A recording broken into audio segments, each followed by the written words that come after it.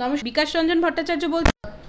Supreme কোর্টের নির্দেশ মেনে বিজ্ঞপ্তি প্রকাশ হয়ে গেল, এসএসসির যে পরবর্তী যে চাকরির বিজ্ঞপ্তি সেটা প্রকাশিত হয়ে গেল, কিন্তু সেখানে একটা বিরাট রদবদল হয়েছে এবং স্বভাবতই শিক্ষকরা সেটা নিয়ে প্রশ্ন তুলছেন। সম্ভবত তারা এটা নিয়েও আদালতে যেতে পারেন।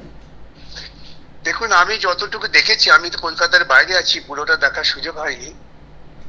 এই যে নোটিফিকেশন পুরোটাই বাতিল হয়ে যাবে। আসলে মমতা এটাই চাইছেন। মমতা চাইছেন পরিকল্পনা করে বারে বারে তিনি এইরকম দুর্নীতি করার মতো পরিবেশ তৈরি রাখবেন। সেটা মামলা হবে, মামলা হলে সে আটকে যাবে, তাহলে ওকে আর নিয়োগ করতে হবে না। কারণ নিয়োগ করার মতো অর্থনৈতিক সামর্থ্য নেই, কোষাগার শূন্য। সেই জায়গায় দাঁড়িয়ে ও কোন রকম নিয়োগের ইচ্ছে নেই। এখন এইসব বিজ্ঞপ্তি করছে, কিন্তু এটাও বাতিল হয়ে যাবে। তাহলে আপনি এটা বলছেন যে শুধুমাত্র 26,000 চাকরি হারা নয়, তার পাশাপাশি পুরো বাংলার যে শিক্ষা ব্যবস্থা সেটা শেষ হয়ে যাবে। সেটাই শেষ করার তো পরিকল্পনা হয়। পশ্চিমবঙ্গের মানুষ যখন করেছেন আদিতে, তখন মমতার পরিকল্পনাই হচ্ছে শিক্ষা ব্যবস্থাটা, সরকারি শিক্ষা ব্যবস্থা ভেঙে যাক, এবং সেক্ষেত্রে ব্যক্তি পুঁজি, তারা শিক্ষা এবং স্বাস্থ্য এখন মুনাফার অনেক বড় জায়গা, এই দুটো জায়গাকেই মমতা হাতে তুলে দিতে চাইছেন। তুমি টাকা নিয়েছো, সেই লিস্ট দাও, সেটা হলে পরে পরিষ্কার পরিস্থিতিতে হতো। চাইছেন যাদের কাছ থেকে টাকা নিয়েছেন তাদের কোনো উপায়ে চাকরিতে ফিরিয়ে আনা, এবং সেই পরিকল্পনাই করেছেন। নিজেরা মনে করছেন আমরা যোগ্য, আমরা দুর্নীতির সঙ্গে যুক্ত নই, তাদের আন্দোলনের মুখ হওয়া উচিত, অবিলম্বে লিস্ট বার করো। সেটা না করে তারা যা করছেন খানিকটা ভ্রান্তই পথ আর কি। গতকাল 6 জনের একটি প্রতিনিধি দল চাকরিহারা, তারা মুখ্যমন্ত্রীর সঙ্গে দেখা করতে গিয়েছিলেন, কিন্তু তাদের অনুমতিপত্র না থাকায় শেষ পর্যন্ত তাদেরকে কালীঘাট থানায় নিয়ে যাওয়া হলো। তাই তো হবে। পুলিশ প্রশাসনের উপর যা নির্দেশ, সেই নির্দেশকে তাড়াতাড়ি পালন করবেন।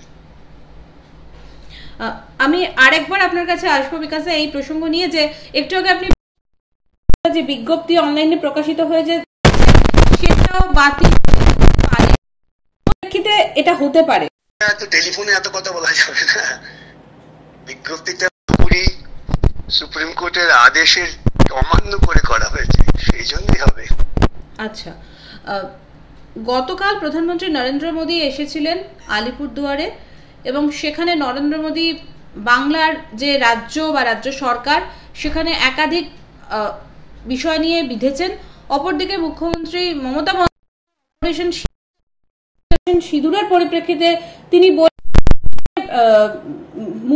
যেখানে প্রধানমন্ত্রী তার নিজের স্ত্রীকে গিয়ে সিঁদুর পরান, অর্থাৎ এটাও বলেছেন যে প্রধানমন্ত্রী এই সিঁদুরের ব্যবসা করছেন।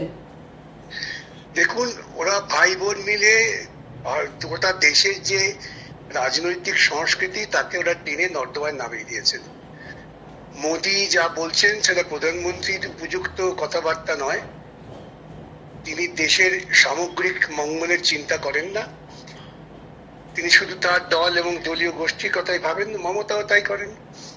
তোর মধ্যে ভাই বোন ঝগড়া করতে করতে পাড়ার কলতলা ঝগড়ার ভাষায় পৌঁছে গেছেন। অপারেশন সিঁদুরের প্রচারের জন্য কেন্দ্রীয় প্রতিনিধি দলে যেখানে অভিষেক বন্দ্যোপাধ্যায় রয়েছেন, এবং সেখানে তিনি বিদেশে গিয়ে অপারেশন সিঁদুরের প্রচার হচ্ছে দেশের হয়ে, সেখানে এই অপারেশন সিঁদুরকে কেন্দ্র করে মুখ্যমন্ত্রী মমতা বন্দ্যোপাধ্যায় বলছেন যে তিনি প্রধানমন্ত্রী নরেন্দ্র মোদীকে বলছেন যে আপনি বিক্রি করছেন। মানে এই যে অবস্থানটা, এটা কি বলবেন? দেখুন, তৃণমূলের মমতার কোনো রাজনৈতিক নীতিগত অবস্থান নেই, ওটা বলে লাভ নেই। কিন্তু আমার নিজের মনে হয় এই সর্বদলীয় প্রতিনিধি এগুলো সব লোক দেখানো, ও দিয়ে তো আর দেশের সম্মান বৃদ্ধি পায় না। দেশের সম্মান এই পহেলগাঁওকে কেন্দ্র করে মোদী মাটিতে লুটিয়ে দিয়েছেন। ওটা ব্যাপারটাকে তিনি তার নির্বাচনী প্রচার, ওটা পৃথিবীর লোক এখন সব বুঝে গিয়েছেন। তাই ভারতবর্ষের পক্ষে স্বাধীনভাবে কথা বলার খুব বন্ধু খুঁজে পাওয়া যাচ্ছে না। হ্যাঁ।